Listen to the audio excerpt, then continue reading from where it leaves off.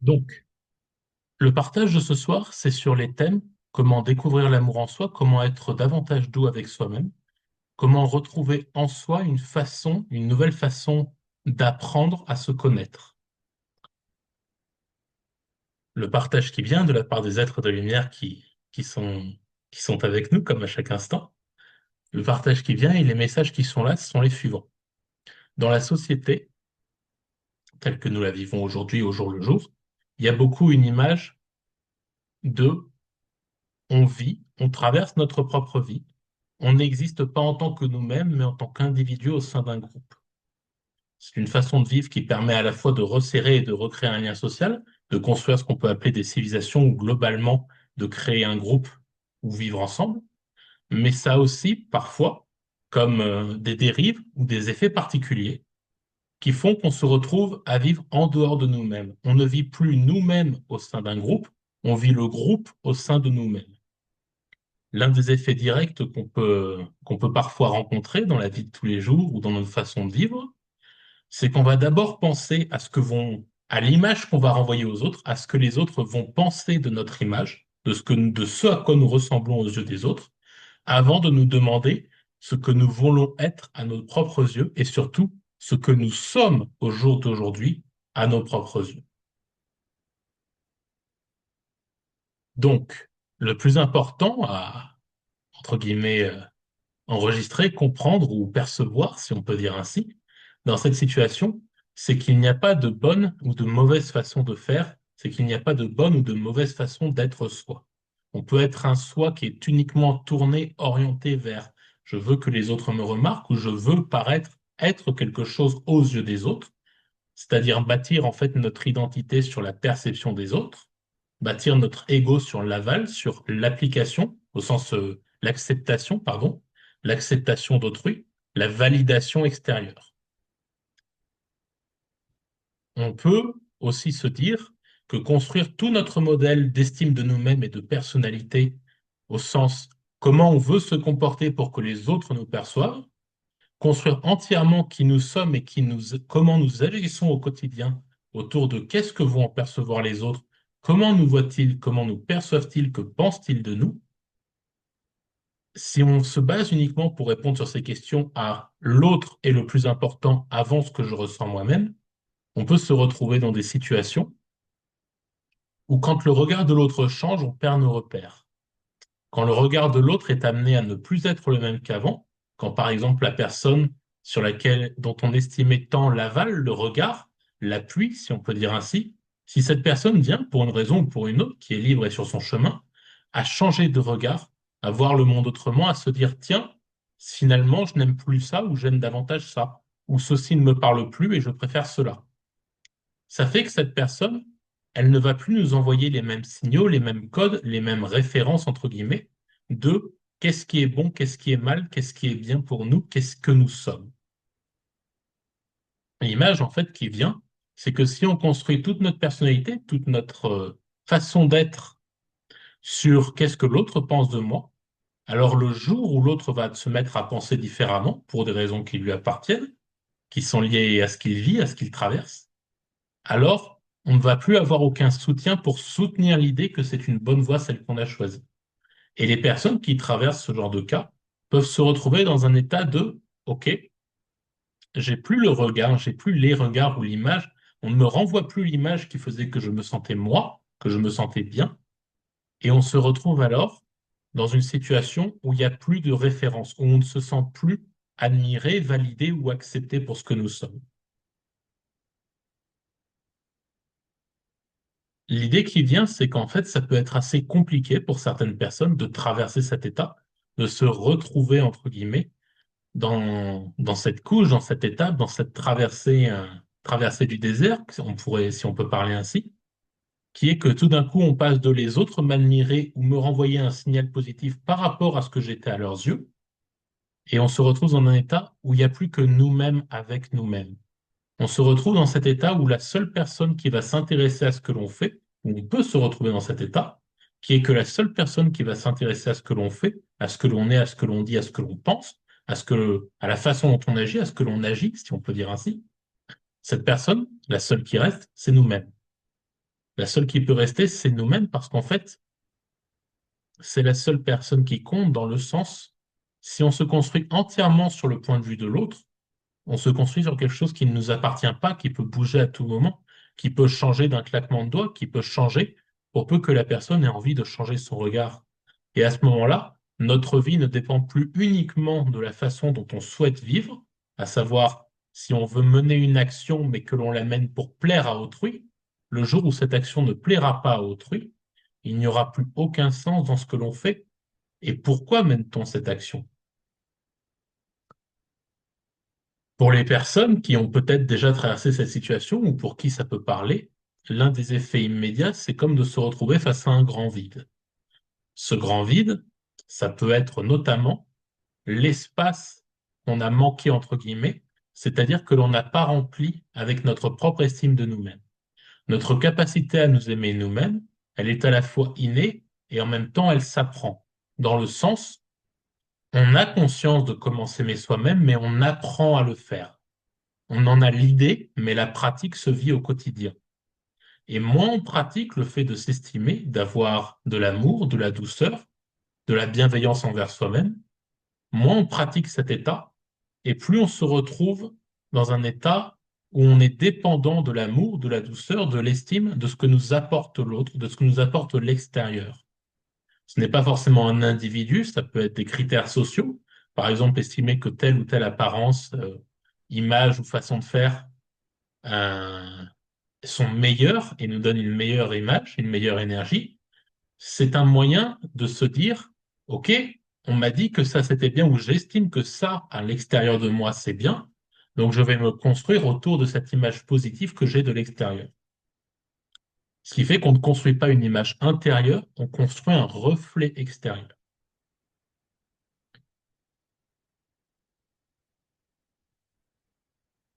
Le partage qui vient aussi, c'est que parfois on cherche de la douceur dans notre vie, mais on ne sait pas toujours où la trouver, on ne sait pas toujours où la, non pas la prendre, mais la vivre, l'admettre, l'accepter en nous. Et à ce moment-là, c'est, comme disent certains, l'être humain est un être social, et c'est instinctif que d'aller chercher auprès de l'autre le réconfort quand on ne se sent pas bien. Il faut donc vraiment, et c'est une bonne chose, il faut donc vraiment voir qu'autant compter sur le soutien des gens qui nous aiment est une bonne chose, autant dépendre uniquement d'un regard extérieur pour retrouver l'amour en soi, c'est une chose, un chemin plus compliqué. Maintenant que nous avons parlé de tout ça, n'hésitez pas si vous avez des questions à poser dans le chat ou autre, j'y répondrai avec plaisir. Maintenant que nous avons parlé de tout ça, l'une des questions, euh, une des questions qu'on peut se poser, pour dire ainsi, c'est, OK, comment construire cette estime de soi à l'intérieur? Comment construire cette relation de douceur avec nous-mêmes sans passer par un regard extérieur ou sans dépendre d'un regard extérieur? La première chose, c'est d'arrêter de se comparer, pardon, c'est d'arrêter de se comparer à l'extérieur, de se dire je suis ça, mais l'autre est cela, donc il est meilleur que moi. C'est d'arrêter, si possible bien sûr, de se dire, c'est vraiment d'arrêter de voir le monde comme supérieur à nous-mêmes. Chaque individu a ses caractéristiques, ses capacités propres, son état physique, son état, si on peut dire ainsi, intellectuel, culturel, social. Chaque personne a son histoire, son vécu, son ressenti, sa façon de voir le monde. Chercher dans sa façon de voir le monde à se dire mon parcours est le mien, d'autres en ont peut-être un différent, mais celui que j'ai vécu m'a permis d'arriver où j'en suis, c'est une façon d'admettre qu'on peut reprendre son chemin là où on l'a laissé. Pourquoi et comment? En fait, quand on se base trop, quand on se juge trop à travers le regard de l'extérieur, autrement dit, quand on se compare sans cesse à ce qui existe en dehors, ou qu'on cherche toujours à voir ce qu'il y a de meilleur, de bien, de positif chez l'autre, mais que l'on néglige de prendre soin de nous-mêmes, de voir aussi nos bons côtés.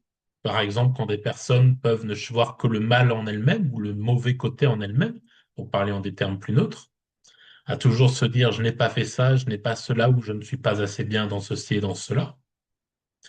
C'est une façon de se rabaisser pour en même temps se conformer à l'idée que l'autre, que l'apparence extérieure, est plus importante que ce que nous trouvons en nous.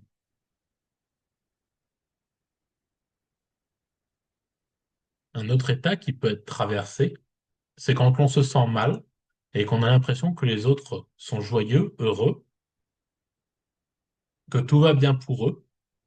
Et il peut arriver qu'on se dise des propos tels que, d'accord, ça va pas pour moi, mais ça va pour eux. Donc, vu qu'on vit tous dans le même monde, le seul qui a pu créer ou le seul problème que j'ai pu rencontrer, c'est moi-même. Il arrive que parfois certaines personnes ou que on puisse traverser un état dans lequel on se dit je suis ou qu'on se voit comme le problème de notre existence. La phrase par exemple je suis mon propre problème, c'est une phrase qui n'est pas tout à fait vraie et qui est basée sur l'idée que si les autres n'ont pas rencontré les difficultés ou n'affichent pas les difficultés que nous avons pu traverser, alors c'est uniquement parce que nous sommes cette propre difficulté. Les exemples qui viennent ou qui viennent et qui sont partagés, c'est par exemple quand des personnes se disent, je ne suis pas assez bien, ou je ne suis pas assez intelligent ou intelligente, je ne suis pas assez sensé, savant ou savante, je n'ai entre guillemets pas les compétences, les appétences pour technique ou non, pour pouvoir progresser dans des domaines. En fait, au niveau énergétique, c'est comme se mettre des entraves, des barrières. C'est comme créer une distance avec soi-même en disant ce chemin-là ne m'est pas permis, ce chemin-là m'est interdit, parce qu'il est basé sur l'idée que nous n'avons pas pu y accéder et que nous n'y aurons plus jamais accès. C'était là le partage sur pourquoi il vaut mieux construire une relation d'amour avec soi-même plutôt que se baser sur une relation extérieure, entre guillemets. Ça ne parle pas de se priver de ses proches ou de l'amour et du soutien qu'on reçoit des gens qu'on aime et qui nous aiment, bien au-delà, bien au contraire.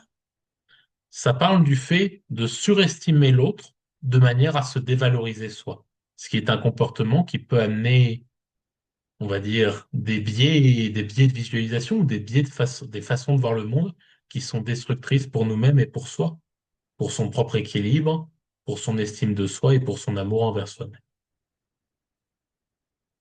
Maintenant, comment trouver, mettre de l'amour en soi? Parce que parfois on en cherche, mais on n'est pas certain qu'il y en ait assez. Donc ça fait du bien aussi, entre guillemets, d'en remettre, si on peut parler un peu, ou de réactiver en nous-mêmes l'amour. La première chose à faire, c'est d'arrêter de se dévaloriser dans le sens trouver du positif à mettre en valeur ou à mettre en soi. La deuxième chose importante, c'est d'accepter que le monde n'est pas parfait, si on peut dire ainsi, dans le sens qu'il y a des moments qui sont durs, qu'il y a des moments qui peuvent être tristes, qui peuvent être lourds, qui peuvent être comme pénibles à vivre, à traverser, à affronter, entre guillemets, si on peut dire ainsi. Dans ces moments-là, on n'est pas forcément autant au meilleur de sa propre forme ou au meilleur de soi-même, comme on peut l'être quand on est dans un environnement sain, épanoui, dans lequel on se sent bien, dans lequel on peut s'épanouir en toute sécurité.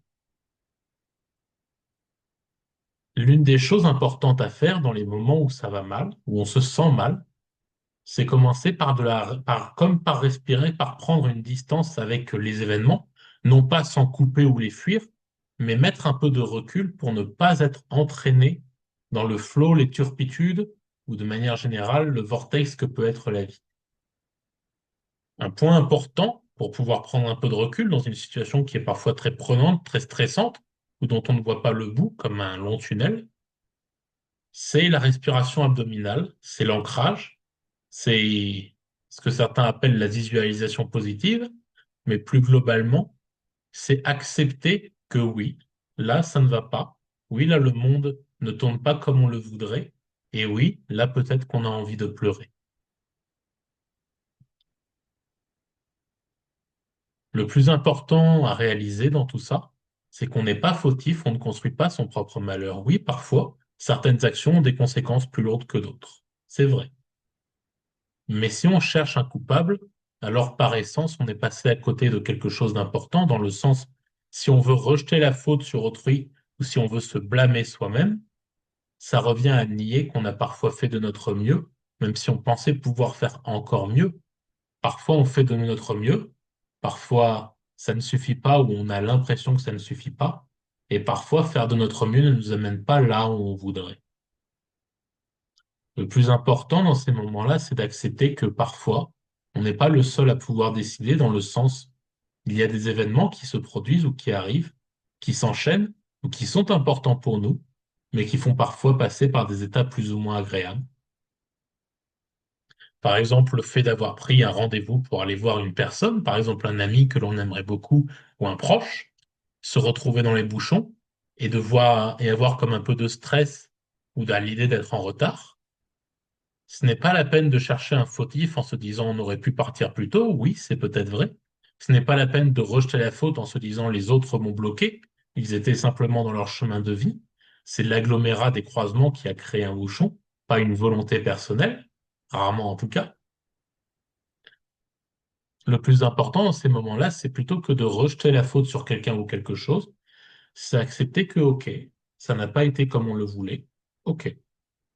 Mais plutôt que de blâmer, non pas de crier ou de pleurer, mais plutôt que de blâmer, de dévaloriser, de pointer du doigt un coupable, un responsable, ou de manière générale de vouloir rejeter la faute, parfois il faut accepter de revenir dans un état plus positif, de se dire c'est vrai, on est dans les bouchons, ça coince, ça bloque, ça n'avance pas forcément, ou en tout cas certainement pas autant qu'on voudrait, mais d'un autre côté, on a la chance d'être en vie, de respirer, de pouvoir sourire, de pouvoir passer du temps avec nous-mêmes, de pouvoir se rendre compte que oui, ce n'est pas la situation la plus confortable ou la plus pratique ou la plus souhaitée, si on peut dire ainsi, au sens celle qu'on aurait vraiment souhaité vivre. Mais d'un autre côté, c'est un des moments de notre vie. Alors autant mettre du positif et voir le monde comme un état positif plutôt que de le subir notre propre vie. Si on se met à subir notre propre existence dans des moments où on a réellement le choix de quel regard on porte sur le monde, c'est-à-dire de blâmer l'extérieur ou d'apprécier d'être en vie, d'être présent, d'être dans l'ici et maintenant, d'être à l'univers ce que l'on est vraiment, soi, sans artifice. Le plus important dans ces moments, c'est de choisir, autant que l'on peut, est-ce que l'on veut subir notre existence? Est-ce que l'on veut être dans un état qu'on va favoriser par nos comportements? Et si oui, est-ce que l'on veut favoriser un état positif ou un état moins positif, entre guillemets négatif, dans le sens qui nous fait mal, qui nous attriste, qui nous fait nous sentir tristes? Le plus important dans des moments comme ça, c'est d'accepter l'idée, le fait ou la situation, mais globalement d'accepter que oui, le monde, il ne tourne pas comme toujours comme on le voudrait, et non, on n'est pas coupable pour autant. C'est ça aussi, vivre.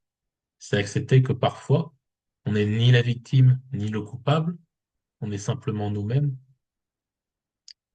Ah, ah.